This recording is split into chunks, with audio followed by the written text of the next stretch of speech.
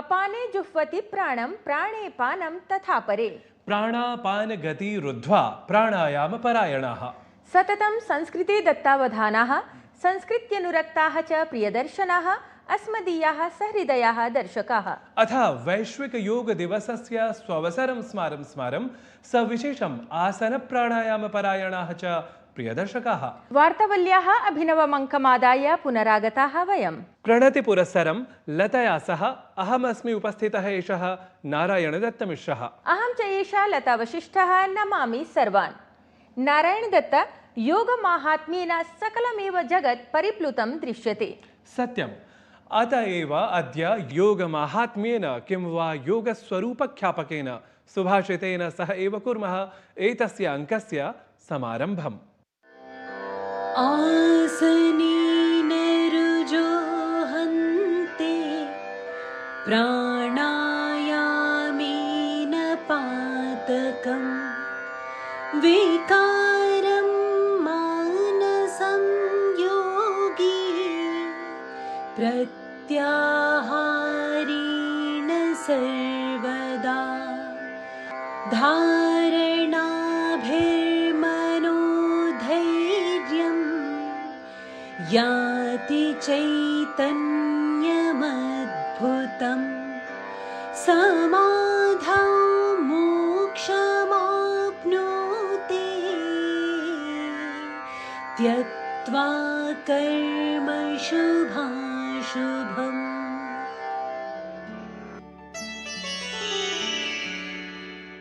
आसन से रोगों का नाश होता है और प्राणायाम से पापों का। योगी के मन के विकार प्रत्याहार से दूर हो जाते हैं। धारणा से मन में धैर्य आता है और अद्भुत चैतन्य की प्राप्ति होती है। समाधि में शुभ अशुभ कार्यों को त्याग कर साधक मोक्ष को प्राप्त करता है। Diseases are destroyed by asana and sins by pranayama. The disorders of the yogi's mind are removed by pratyahara. Dharana brings patience in the mind and wonderful consciousness is attained. By renouncing auspicious and inauspicious deeds in samadhi, the seeker attains salvation. सम्यक् परिभाषितम् अभवत् योगस्वरूपम्। सम्प्रति च क्रमः आसन्नः प्रवाहिवार्तानां समीक्षान्तां सक्रमम् एताः प्रवाहिवार्ताः। प्रधानमन्त्री नरेन्द्र मोदी एकादशान्ताराष्ट्रिय योग दिवसावसरे विशाखापत्तनम स्थले आयोजितस्य राष्ट्रिय समारोहस्य नेतृत्वं कृतवान्, यत्र प्रायः 3 लक्षं प्रतिभागिनः सहभागितां कृतवन्तः। ध्येयं यत् योगकार्यक्रमस्य एतस्य समावेशः गिनीस् बुक् ऑफ वर्ल्ड रिकॉर्ड इत्यत्र सञ्जातः। अन्ताराष्ट्रियं योग दिवस कार्यक्रमम् अभिलक्ष्य राष्ट्रपतिपदासीनां द्रौपदी मुर्मू वर्यां गृहमन्त्रिणम् अमितशाहं समेत्य अनेके केन्द्रीयमन्त्रिणः मुख्यमन्त्रिणः अथ अन्ये अपि गणमान्याः योगाभ्यासं कृतवन्तः। ऐषमः एकादशान्ताराष्ट्रियः योग दिवस कार्यक्रमः संयुक्तराज्य अमेरिका चीन जापान श्रीलंका नेपाल मंगोलिया देशान् समेत्य सम्पूर्णे अपि विश्वे सोत्साहं समायोजितं गतः। प्रधानमन्त्री Narendra Modi Cyprus Canada Croatia इत्येतेषां त्रयाणां देशानां यात्राक्रमे तत्तद्देशानां प्रमुखान् मिलितवान्। द्विपक्षस्तरीय सम्बन्धानां सुदृढीकरणार्थं चर्चां च सम्पादितवान्। तत्रैव कैनेडा देशे आयोजिते G7 इत्याख्ये शिखर सम्मेलने अपि सहभागितां विधाय ऊर्जा सुरक्षा प्रौद्योगिकी नवाचार सन्निभे वैश्विक सन्दर्भे असौ चर्चां विहितवान्। प्रधानमन्त्री नरेन्द्र मोदी बिहार राज्ये रेल विद्युत् जल सम्बद्धानाम् अनेकासां परियोजनानां शुभारम्भं कृतवान्। अथ हरितध्वजं प्रदर्श्य वन्दे भारत एक्सप्रेस् इत्याख्यं रेलयान सञ्चालनमपि प्रवर्तितवान्। तत्रैव ओडिशा राज्ये प्रधानमन्त्री मोदी भूयोऽपि षट्शताधिक-18 विकासपरियोजनानाम् उद्घाटनं शिलान्यासं च समाचरितवान्। राष्ट्रपति पदासीना द्रौपदी मुर्मुः देहरादून नगरे स्थितं राष्ट्रपति निकेतनम् उद्घाटितवती। सहैव असौ राष्ट्रपति तपोवनस्य राष्ट्रपत्युद्यानस्य च शिलान्यासं विहितवती। युगपदेव असौ तत्र राष्ट्रिय दृष्टिदिव्यांगजन शक्तीकरण संस्थाने आयोजिते कार्यक्रमे अपि सहभागितां विहितवती। QS वर्ल्ड यूनिवर्सिटी रैंकिंग इत्याख्येन वैश्विकस्तरीयेन शिक्षाक्षेत्रीय मानाङ्कनेन 54 भारतीय संस्थानेभ्यः स्थानं प्रदत्तम्। एतस्मिन् मानाङ्के दिल्ली स्थितं IIT इत्याख्यं संस्थानं सर्वाधिकम् उत्कृष्टं प्रदर्शनं कुर्वत् 23% स्थानं प्राप्तवत्। भारतीय नौसेनायाः प्रथमः जलगतपोतावरोधकः युद्धपोतः अर्णाला इत्याख्यः भारतीय नौसेनायां सम्मिलितः जातः। अर्णालाख्ये युद्धपोते अत्याधुनिकाः प्रविधयः प्रयुक्ताः सन्ति। संस्कृत भारती इत्याख्येन संघटनेन आयोजितः 12 दिवसीय क्षेत्र प्रशिक्षण वर्गपरः कार्यक्रमः नवदिल्ल्यां सम्पन्नः, यत्र अनेक प्रान्तानां 57 संख्याकाः विशेष प्रशिक्षार्थिनः सहभागितां कृतवन्तः। प्रवाहि वार्ता क्रमेण सांसारिक घटनानां ज्ञानेन अन्विताः जाताः सर्वे, यत्र योगाधृताः वार्ताः अपि संलग्नाः। योगी युञ्जीत सततमात्मानं रहसि स्थितः एकाकी यतचित्तात्मा निराशीरपरिग्रहः। शोभनं योगिनः स्वरूपं तल्लक्ष्यानुसारेण ज्ञापितवान् स श्लोकं ननु भवान्। उचितमुक्तं भवत्या। दर्शकाः, योगी कश्चन कथं जायेत, तदर्थं कीदृक् प्रकृतिकः योगः आश्रयणीयः इत्येतत् सर्वम् अभिज्ञातुं पश्यन्तु योगाधृतं लघुवृत्तम् एतद् भवन्तः।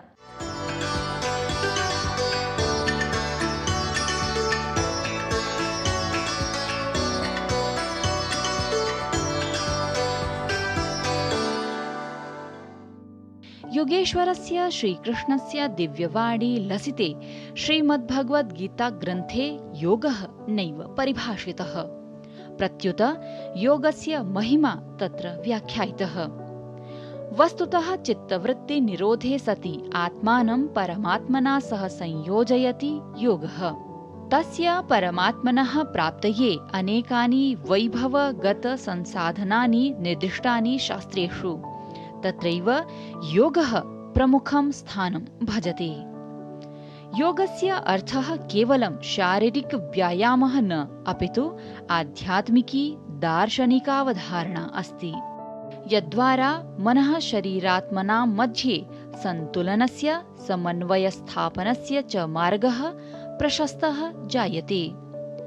योगः कर्मसु कौशलत्वेन ततोपि समाधित्वेन वर्णितः। योगस्य प्रमुखं प्रकारत्रयं कर्मयोगः, ज्ञानयोगः अथ भक्तियोगः इति प्रख्यातमस्ति। एते त्रयः मार्गाः साधकम् आध्यात्मिकविकासं प्रति मुक्तिप्राप्तिं च यावत् नयन्ति। कर्मणि आसक्तिरहितः भावः एव योगः प्रोच्यते, येन साधकः अथवा योगी कर्मणः फलात् अर्थात् भोगात् विमुक्तः भवति। यथा हि उक्तं, तं विद्यात् दुःख संयोग वियोगं योग संयितं स निश्चयेन योक्तव्यो योगो निर्विण्ण चेतसा। आध्यात्मिक प्रगतिपथम् अनुसरन् साधकः योगस्य त्रिषु मार्गेषु एकमपि मार्गं चेतुं शक्नोति।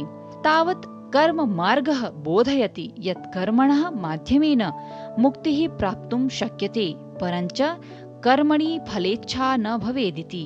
एतदर्थ बोधकः प्रसिद्धः एव श्लोकः श्रीमद्भगवद्गीतायाः एषः। कर्मण्येवाधिकारस्ते मा फलेषु कदाचन मा कर्मफलहेतुर्भूर्मा ते संगोऽस्त्वकर्मणि। अथ कर्मयोगः मोक्षमार्गप्राप्तये एकाग्रतां, विशेषज्ञतां, समुचितमानवतापराणि कार्याणि प्रति च सत्प्रेरयति। एतस्मिन् क्रमे आत्मनः परमात्मनः च सम्बन्धस्य अवबोधः शरीरात् पृथग्रूपेण किं वा मनसः इन्द्रियाणां वास्तविकावलोकनम् अस्ति। यथा च उक्तं, न हि ज्ञानेन सदृशं पवित्रमिह विद्यते तत् स्वयं योग संसिद्धः कालेनात्मनि विन्दति।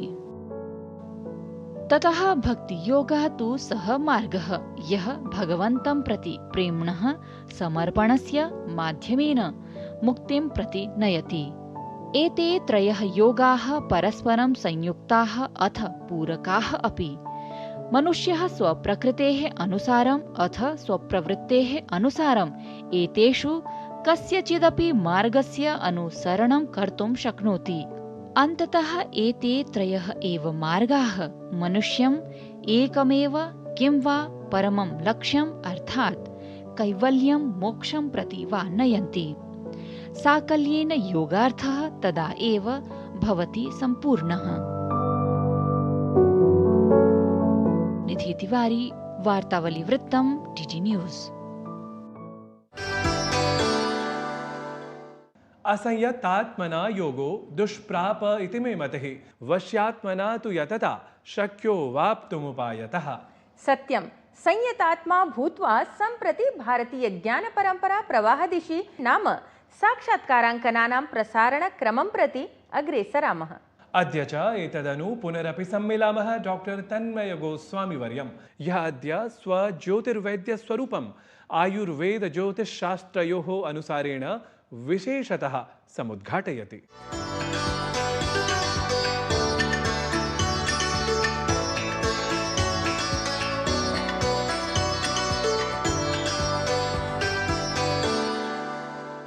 नमः वार्तावली दर्शकेभ्यः।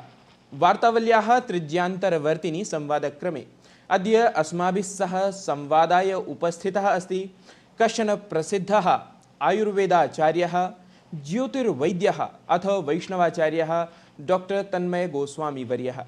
गोस्वामीवर्य, सर्वप्रथमं वार्तावल्याः एतस्मिन् संवादक्रमे अत्र भवते स्वागतं व्याहरामि। धन्यवादः। नमो नमः।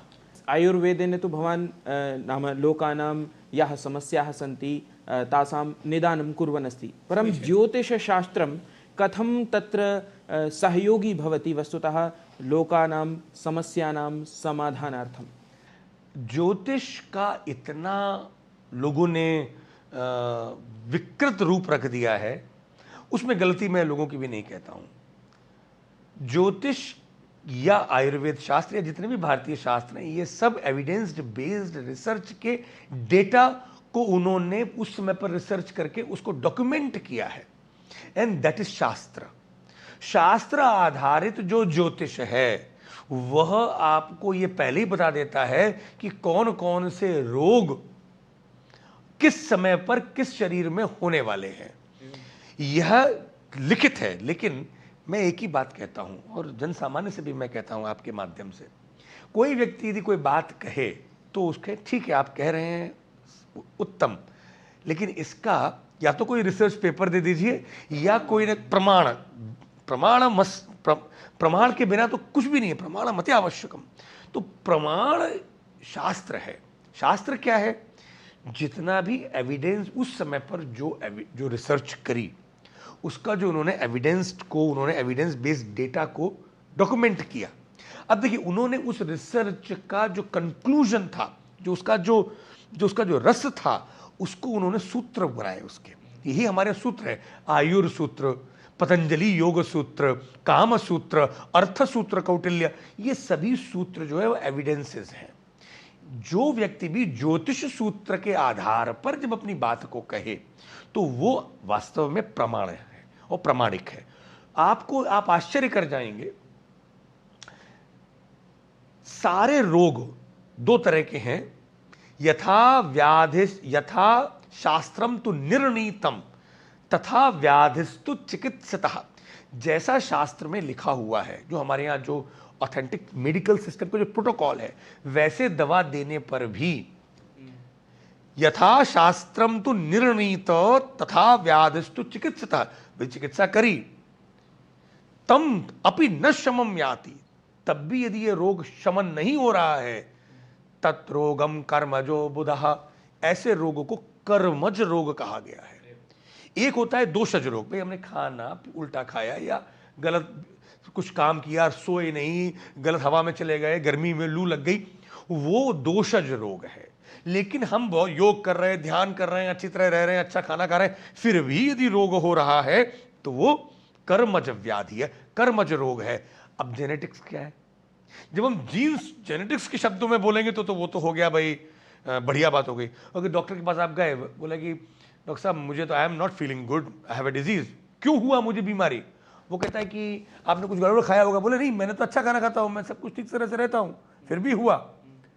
तो कहता है वो आपके जीन्स में है, जीन्स में कैसे आया उसका उत्तर नहीं है, यह है कर्म। और ज्योतिष कहता है जन्मांतर कृतम पापम व्याधि रूपेण जायते, ये जो जन्मांतर में जो पूर्व जन्म के कर्म है वो जीन्स में व्याधि बनते हैं, और उसको डिकोड करने वाला शास्त्र ज्योतिष शास्त्र है। आपकी मनस्थिति, मनोविकार होगा तो आप बाहर काम नहीं कर पाएंगे, आपकी मनस्थिति ठीक नहीं होगी तो आपका व्यवहार ठीक नहीं होगा, मनस्थिति और शरीर की स्थिति ठीक नहीं होगी तो रोग होंगे। तो इन दोनों को हमारे यहाँ साइकोसोमैटिक, मन और शरीर को दोनों को लेकर चला है ज्योतिष शास्त्र। तो ज्योतिष शास्त्र के माध्यम से, जैसे उन्होंने कहा है कि लग्नेशो यदि केंद्र ग्रह, यदि लग्नेश, लग्न का अधिपति केंद्र में आ जाए, प्रश्न स्वस्थगता, जेनेटिकली ये व्यक्ति बिल्कुल अच्छे जीन्स का व्यक्ति है, इसको कोई बीमारी नहीं होती है, अर्थात कि यदि कोई रोग आया है तो वो औषधि से ठीक हो जाएगा। लेकिन यदि जेनेटिकली जन्म के समय पर लग्नेश रिफरिपुगो निर्वीर्यश्च महागदार्थ भवतः, तो वो व्यक्ति निर्वीर्य होगा और महागद, he is susceptible, prone to dangerous diseases, वो जीन्स में वो समस्या होती है। तो ज्योतिष आपके बॉडी के अंदर की क्वालिटी को जानने की एक डायग्नोस्टिक टूल है। महोदय, एतस्मिन्नेव क्रमे ज्ञातुकामः यत् ये खलु युवानः सन्ति, महिलाः, वृद्धाः वा, एते समेपि वस्तुतः भारतीयज्ञानपरम्परया आत्मनः सम्पृक्तताम् अवगच्छेयुः, तादृशानि कानिचन तथ्यानि सन्ति खलु? बड़ा अच्छी बात कही गवेश जी आपने। मैंने ये देखा है कि युवाओं को, आज जो भारतीय वांग्मय में जो युवा है बहुत बड़ी संख्या में है, वो परेशान है। बोन डेंसिटी उनकी 60 साल की हो रही है, सुबह उठ नहीं पा रहा है, उसको पता ही नहीं है कि अंदर की शरीर के अंदर क्या चल रहा है या वो आगे क्या करे, बस वो एक दौड़ में चला जा रहा है, रैट रेस में है। तो ऐसी स्थिति में भारतीय जो शास्त्र हैं, यदि वो उनका अध्ययन कर लेता है तो उसके अंदर एक आत्मबल आता है। युवाओं में यदि आत्मबल आ जाए तो वो उनका भविष्य बनेगा और भारत का भविष्य भी उसी से बनेगा। अब समस्या ये है कि मैंने ये जब देखा कि बच्चों को मैं कैसे मेन स्ट्रीम में लाऊं, अपनी संस्कृति में कैसे लाऊं। संस्कृत और संस्कृति दोनों जुड़ी हैं, क्योंकि सब कुछ संस्कृत में, देवनागरी, ये जो देव भाषा है, यह एक अपने आप में ही ब्रेन के अंदर जो एक नर्वस सिस्टम को ठीक करती है, क्योंकि शंकर जी के डमरू से निकला हुए ये जो इसके जो वाइब्रेशन है, माहेश्वर सूत्र जो है, इनको बोलने से जो जिनको तुदुलु जो तुतलाते हैं वो ठीक हो जाता है, क्योंकि अकुआ विसर्जनीया नाम कंठा समंदर से आ रहा है, ई चूया शानाम तालु। तो ये जो शास्त्र है वो बड़ा साइंटिफिक है संस्कृत। अब ऐसी स्थिति में जो युवा है, मैंने इंस्टाग्राम पर मैं देखता था कि बच्चे आ रहे हैं, डांस वांस सब डाल रहे हैं, तो मैंने संस्कृत में शास्त्र आधारित विषयों को जब आयुर्वेद के माध्यम से रखना प्रारंभ किया, आप आश्चर्य करेंगे, 1,07,00,000 1.7 करोड़ बच्चे हमारे साथ में जुड़े हैं, क्योंकि उसमें ये सारे 24 से 33 वर्ष की आयु के बच्चे हैं। तो आज क्या हो रहा है कि आज के समय में हमको इस संस्कृत और इस विद्याओं को, मॉडर्न जो टेक्नोलॉजी है, इसके आधार पर आप लाएंगे, देखेंगे युवा जुड़ रहा है, युवा को बड़ा इंटरेस्ट है इसमें। अब दूसरा वर्ग आ जाता है महिलाओं का। आज महिलाएं वेस्टर्न वर्ल्ड की कॉपी कर रही हैं और वेस्टर्न महिलाएं भारतीयता की कॉपी कर रही हैं, क्योंकि उनको पता है, देखिए वेस्टर्न वर्ल्ड में 40 वर्ष पर तक स्त्री जो है वो करियर बनाती है, फिर वो उसके बाद में वो रिलेशनशिप ढूंढती है कि मुझे विवाह मिल जाए। हमारे यहाँ अभी तक जो चल रहा था कि वो 40 तक तो वो घर के अंदर रह रही थी, 40 वर्ष के बाद में वो कोई मुझे कार्य करना है या मुझे अपना पैसा कमाना है, उसमें जा रही है। उल्टा हो रहा है। भारतीय वांग्मय में स्त्रियों को, भारतीय वांग्मय में हमारे यहाँ नारी को, हमारे यहाँ महिलाओं को एक बड़ी शक्ति दी गई है। और महिलाएं जब वो धर्मशास्त्र से जुड़ती हैं, जब वो भक्ति शास्त्र से जुड़ती हैं, तो उनके अंदर इतना आत्मबल और इतना संयम और इतने संतुष्टि रहती है। और यदि उससे लाभ क्या हो रहा है, अंतर आत्मबल। आत्मबल युवाओं को भी चाहिए, आत्मबल बालकों को भी चाहिए, पुरुषों को भी चाहिए, महिलाओं को भी चाहिए और वृद्धों को भी चाहिए। और ये आत्मबल और भक्ति और प्रेम देने वाला यदि कोई भी विश्व में टेक्नोलॉजी है तो that is only Indian technology of संस्कृति। तो यदि इस पे आप आते हैं, इसको बहुत, इसमें कोई राजनीति नहीं है, इसलिए किसी एक वर्ग विशेष का नहीं है, चाहे वो किसी भी धर्म का व्यक्ति हो, इतर धर्म में होने वाला हो, किसी भी जाति संप्रदाय, किसी भी विश्व के देश का हो, क्योंकि यह प्रेम और अंतर ज्योति और आत्मबल का शास्त्र है। अथ परंपरानाम अनुसरणेन अस्माकं गौरवानुभूतिः एव भवति सर्वदा। ये हमारे लिए गौरव का विषय है।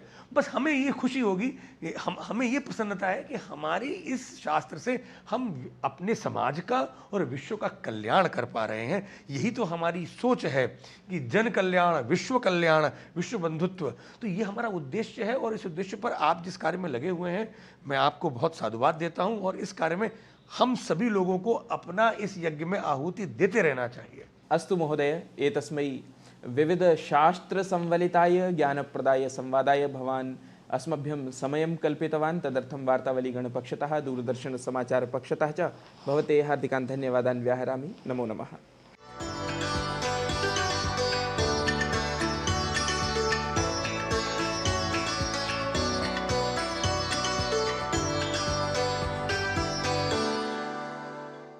शोभनः प्रेरकः च संवादः एषः। दर्शकाः, अधुना तु क्रमः अस्ति सङ्गीतनिर्झर्याः। अस्मदीयायां सङ्गीताश्रितायां निर्झर्यां च अनुस्यूतं भवति संस्कृतं सर्वतः एव। समीक्षन्तां संस्कृतानुरागिणः सर्वे।